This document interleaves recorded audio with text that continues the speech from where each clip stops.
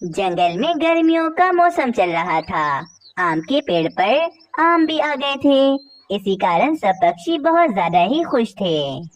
अरे देखो देखो पक्षियों, इस बार हमारे आम के पेड़ पर कितने सारे आम लग गए हैं। हमें इस बार बहुत सारा मुनाफा होगा। मीनू चिड़िया, हमने पूरे साल आम के पेड़ का बहुत अच्छे से ख्याल रखा था, इसी कारण आम के पेड़ पर इतने सारे आम लग गए हैं। पक्षियों, ये आम स्वादिष्ट तो बहुत लग रहे हैं, परंतु ये इतने ज्यादा बड़े नहीं हैं। अगर बड़े बड़े आम होते तो खाने में और भी ज्यादा मजा आता। हाँ कालू कौवे, परंतु स्वादिष्ट आम छोटे ही होते हैं और उल्लू सेठ ने खास तौर पर सिर्फ हमारे जंगल के आम खरीदने का ही कहा था हमें।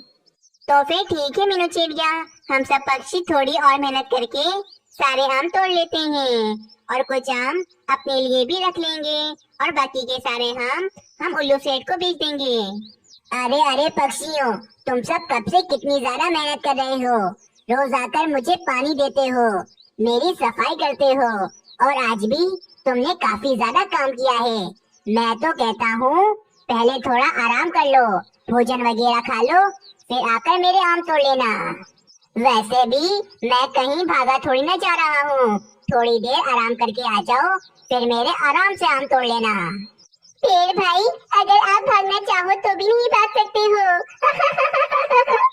चलो चलो पक्षियों, हम सब थोड़ा आराम कर लेते हैं, उसके बाद आकर हम आम तोड़ेंगे फिर। ये कहकर सभी पक्षी अपने अपने घरों को चले जाते हैं। अरे कालू जी, क्या हो गया? मैं कब से देख रही हूँ, आप बहुत ज्यादा परेशान नजर आ रहे हैं। क्या हुआ है? रानी, में थोड़ा नहीं बल्कि बहुत परेशान हूँ। हमारे पेड़ के सारे आम बहुत स्वादिष्ट हैं, लेकिन वे बहुत ज्यादा ही छोटे हैं। अगर उल्लू सेठ ने हमारे छोटे आम नहीं खरीदे तो हमारे जंगल का कितना बड़ा नुकसान हो जाएगा। हमारी तो पूरी साल की मेहनत ज़ाया हो जाएगी। लेकिन हमारे आम वजनदार और बड़े बड़े होते तो हमें तगड़ा मुनाफा मिलता फिर। कालू जी, ये बात तो मैं भी सोच रही थी और मैंने इसका एक उपाय भी निकाल लिया है। अरे क्या क्या, जल्दी बताओ, क्या उपाय निकाला है तुमने? कालू जी, मेरे भाई के जंगल में एक कबूतर है जो फलों और सब्जियों को बड़ा करने की दवाई बेचता है। अगर आप ये दवाई हमारे आम के पेड़ की जड़ों में डाल दें तो हमारे आम भी बड़े बड़े और काफी ज्यादा स्वादिष्ट हो जाएंगे। वाह रानी, क्या उपाय सोचा है। बस ठीक है, मैं आज ही तुम्हारे भाई के जंगल में जाता हूँ और उस कबूतर से दवाई खरीद कर ले आता हूँ। फिर ये कहकर कालू कौवा चला जाता है। अगले दिन कालू कौवा सब पक्षियों को जमा करता है और उनसे कहता है, पक्षियों पक्षियों, मुझे तुम सबको एक बहुत जरूरी बात बतानी है। उल्लू सेठ ने अभी हम सबसे आम लेने से मना कर दिया है। हमारे आम एक हफ्ते के बाद खरीदेंगे वो, इसीलिए हम एक हफ्ते के बाद ही आम तोड़ेंगे, क्योंकि अभी तो आम तोड़ने का कोई फायदा नहीं है। इस तरह कालू कौवा सब पक्षियों से झूठ बोल देता है। अच्छा चलो ठीक है कालू कौवे, हम एक हफ्ते के बाद ही आम सारे तोड़ लेंगे और पेड़ भाई आप भी खुश हो जाएं, क्योंकि आपको अपने आमों की खुशबू एक हफ्ते और सुनने को मिलेगी।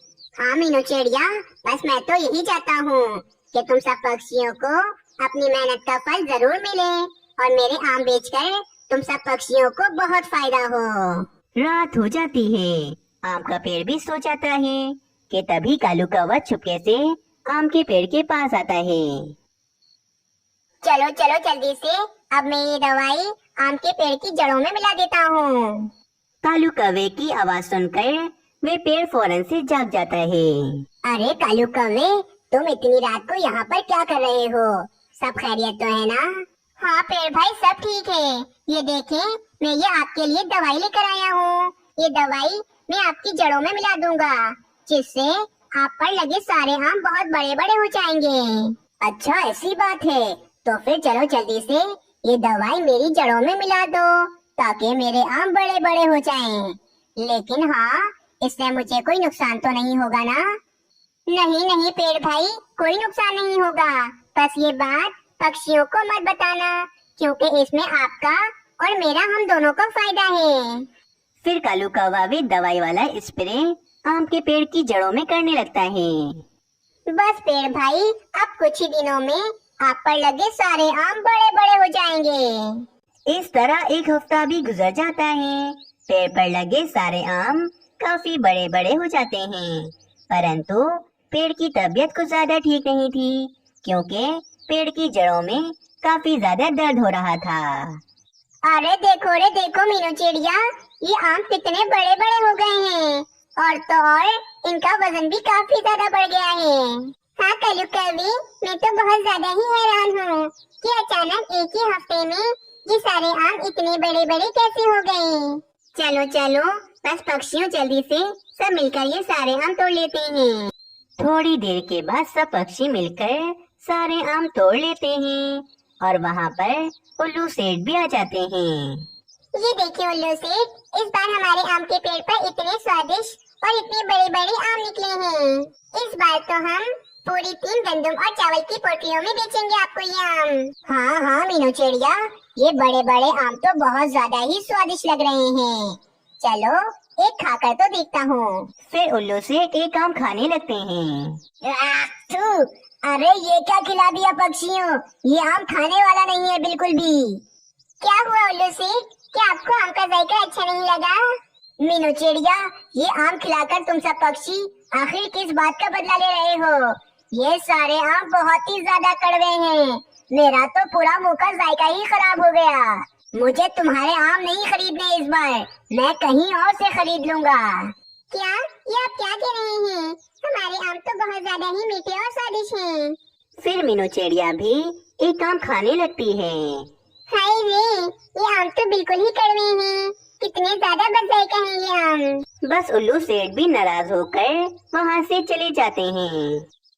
मीनू चिड़िया, ये क्या हो गया हमारे साथ? हमारा कितना बड़ा नुकसान हो गया। पक्षियों चलो, हम पेड़ भाई के पास जाते हैं और उनसे ही पूछते हैं कि उनके मीठे और स्वादिष्ट आम आखिर इतने ज्यादा कड़वे कैसे हो गए।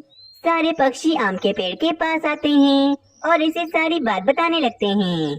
कालू कौवा तो बहुत ज्यादा ही डर गया होता है कि कहीं अब इसकी पोल ही ना खुल जाए।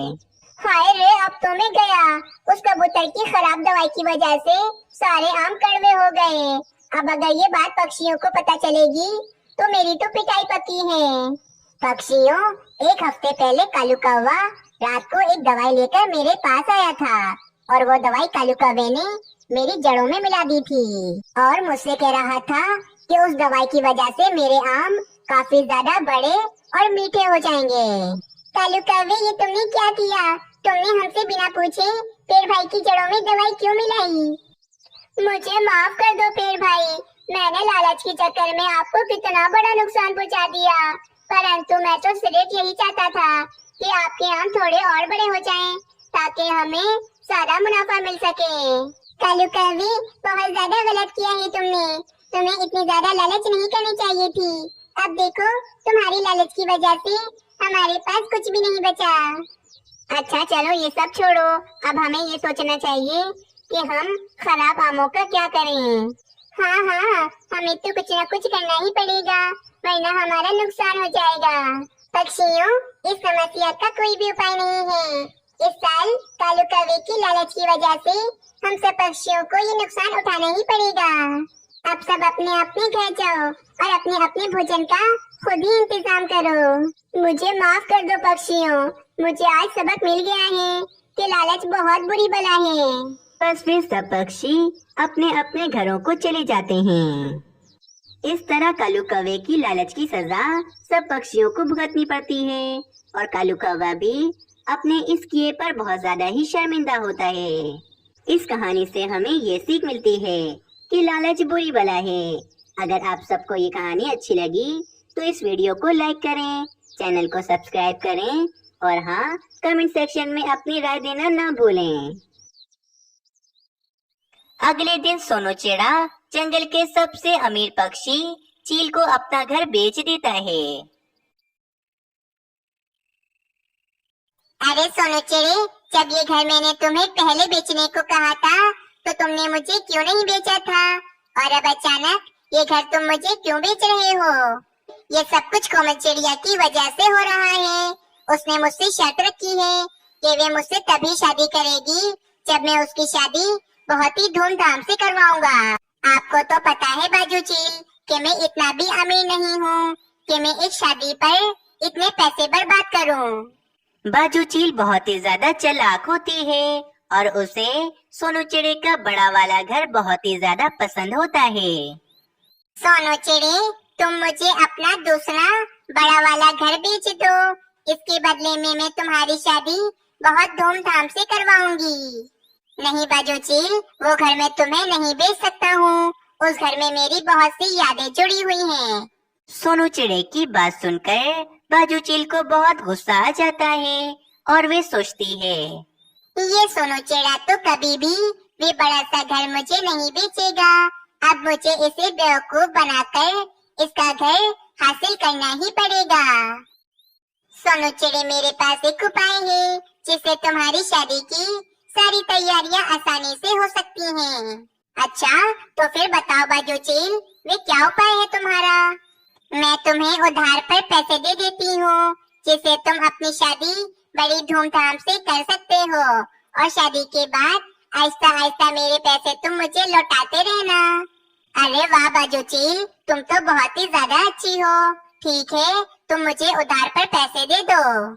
बस फिर क्या था, बाजू चील सोनू चिड़े को बहुत सारे पैसे उधार पर दे देती है। अगले दिन सोनू चिड़ा कोमल चिड़िया के लिए सोने के गहने भी खरीद लेता है। मम्मा, आपको पता है कि जंगल की सबसे अमीर बाजू चील ने मुझे बहुत सारे पैसे उधार पर दे दिए हैं। अब मेरी शादी बहुत ही आसानी से हो जाएगी। पर बेटा, तुम बाजू चील के पैसे उसे कैसे लौटाओगे? आप बिल्कुल भी फिक्र मत करो।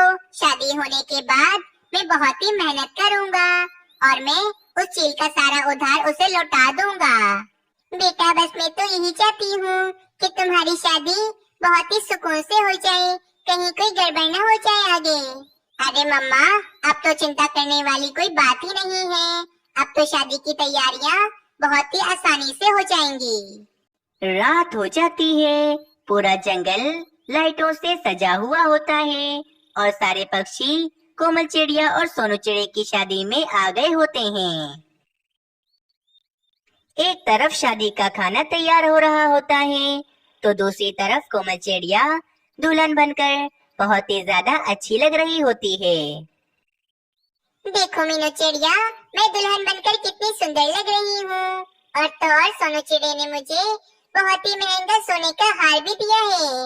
हाँ कोमल चिड़िया, तुम्हारी ख्वाहिश पूरी हो गई, परंतु अब कोई भी महंगी ख्वाहिश मत करना तुम सोनू चिड़े से। वहीं दूसरी तरफ सोनू चिड़ा भी तैयार हो जाता है और काफी ज्यादा खुश होता है कि वहीं पर बाजू चील भी आ जाती है।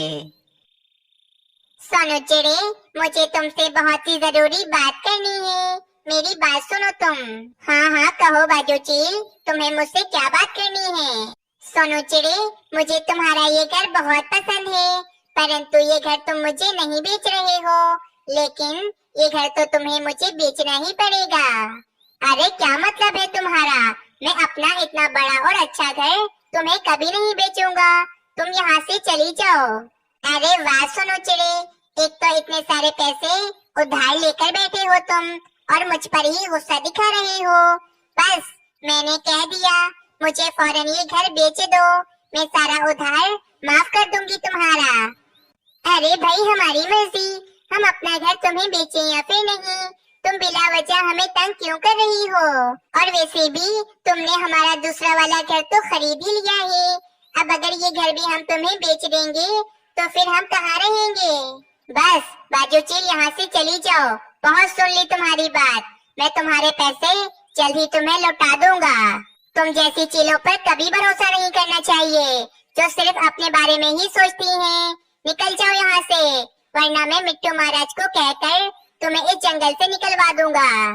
सोनू चिड़े की बात सुनकर बाजू चील को बहुत ज्यादा ही गुस्सा आ जाता है और वे सोनू चिड़े पर हमला कर देती है और उसी समय सोनू चिड़े को मारकर खाने लगती है।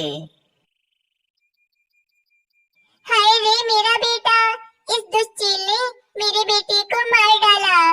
वहीं दूसरी तरफ सब पक्षी मीनू चिड़िया और कोमल चिड़िया सोनू चिड़े का इंतजार कर रहे होते हैं। न जाने अब तक सोनू चिड़ा और उसकी माँ क्यों नहीं आए हैं? कुछ देर के बाद सोनू चिड़े की माँ जी सोनू चिड़े को लेकर शादी में आ जाती हैं। सुकून मिल गया तुम्हें कोमल चिड़िया। तुमने मेरे बेटे से इतनी बड़ी फरमाइश की थी कि वे पूरी नहीं कर सकता था, इसीलिए इसने बाजू चील से उधार लिया था और बाजू चील ने धोखे से मेरे बेटे की जान ले ली, वो भी सिर्फ पैसों की वजह से। ये सब कुछ तुम्हारी वजह से हुआ है कोमल चिड़िया। क्या सोनू चिड़ा कैसे मर सकता है? आज तो हमारी शादी है। हाय रे, बेचारे सोनू चिड़े के साथ बहुत ही बुरा हुआ है और इसकी जिम्मेदार कोमल चिड़िया सिर्फ तुम हो। हाँ मीनू चिड़िया, अगर मैं सोनू चिड़े से इतनी बड़ी फरमाइश ना करती तो शायद आज सोनू चिड़ा जिंदा होता। कोमल चिड़िया, तुम्हारी यही सजा है कि अब कोई भी चिड़ा तुमसे शादी नहीं करेगा, क्योंकि हमारे जंगल का यही रिवाज है कि अगर किसी भी चिड़िया की शादी के समय उसके पति की मौत हो जाए तो कोई भी दूसरा चिड़ा उस चिड़िया से शादी नहीं करेगा। बस फिर इस तरह अब कोई भी चिड़ा कोमल चिड़िया से शादी नहीं करता और कोमल चिड़िया अकेले ही रह जाती है। दोस्तों, इस कहानी में मीनू चिड़िया के पति का क्या नाम था? हमें कमेंट में जरूर बताएं। हमें आपके कमेंट का बेसब्री से इंतजार रहता है। और अगर आप सबको ये कहानी अच्छी लगी तो चैनल को जरूर सब्सक्राइब करें।